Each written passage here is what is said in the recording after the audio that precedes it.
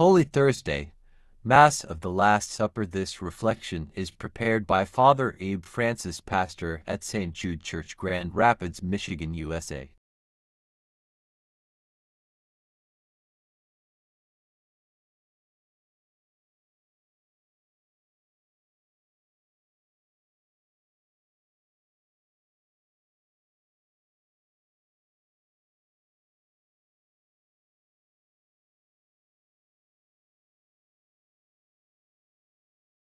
Biblical foundation.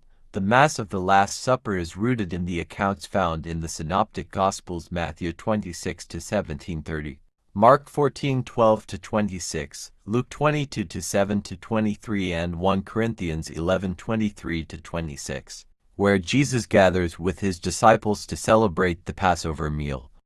During this meal, Jesus institutes the Holy Eucharist, transforming the traditional Jewish Passover into the new covenant in his body and blood. Key themes of the Mass of the Last Supper. 1. Institution of the Eucharist. Jesus took bread and wine and, giving thanks, declared them to be his body and blood. In doing so, he instituted the sacrament of the Eucharist, commanding his disciples to do this in memory of me. This act is the foundation of the Catholic Mass, and Holy Thursday is a celebration of this sacred gift. 2. Institution of the ministerial priesthood. Jesus entrusted the celebration of the Eucharist to the apostles, making them the first priests. Therefore, Holy Thursday is also considered the birthday of the priesthood.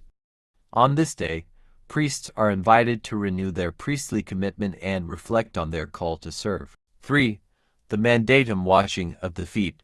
The Gospel of John 1:3-1-15 does not describe the Eucharist at the Last Supper, but instead focuses on Jesus washing the feet of his disciples, a profound gesture of humility and service. The Latin word mandatum, meaning command, comes from Jesus' words, "A new commandment I give you, love one another as I have loved you," John 13:34. The washing of the feet ceremony, often included in the Mass, symbolizes servant leadership and Christian charity. 4. Betrayal and suffering. During the meal, Jesus foretells Judas' betrayal, which heightens the somber and contemplative tone of the liturgy. It is a reminder that the events of Good Friday are already in motion, and the joy of the Eucharist is tempered by the shadow of the cross. Structure of the Mass of the Last Supper. 1. Entrance and Gloria. The liturgy begins with joyful solemnity. The Gloria, glory to God in the highest, is sung often for the last time before Easter. Bells may be rung during the Gloria and are then silenced until the Easter Vigil, symbolizing the growing solemnity. 2. Liturgy of the Word. First reading, Exodus 12:1-8, 11-14, the institution of the Passover meal. Responsorial Psalm. Psalm 116. Our blessing cup is a communion with the blood of Christ. Second reading, 1 Corinthians 11:23-26, Paul's account of the institution of the Eucharist.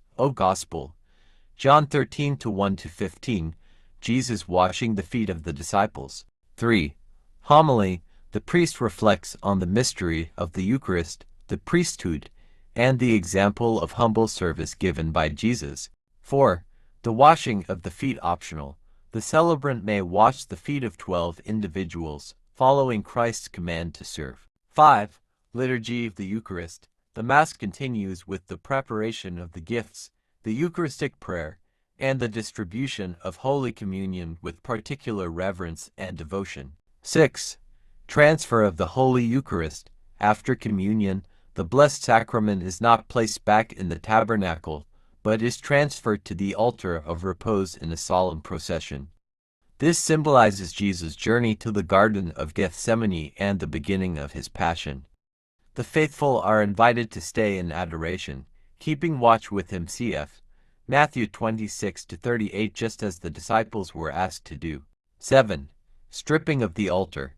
After the procession, the sanctuary is stripped of all linens, candles, and decorations. The tabernacle is left open and empty.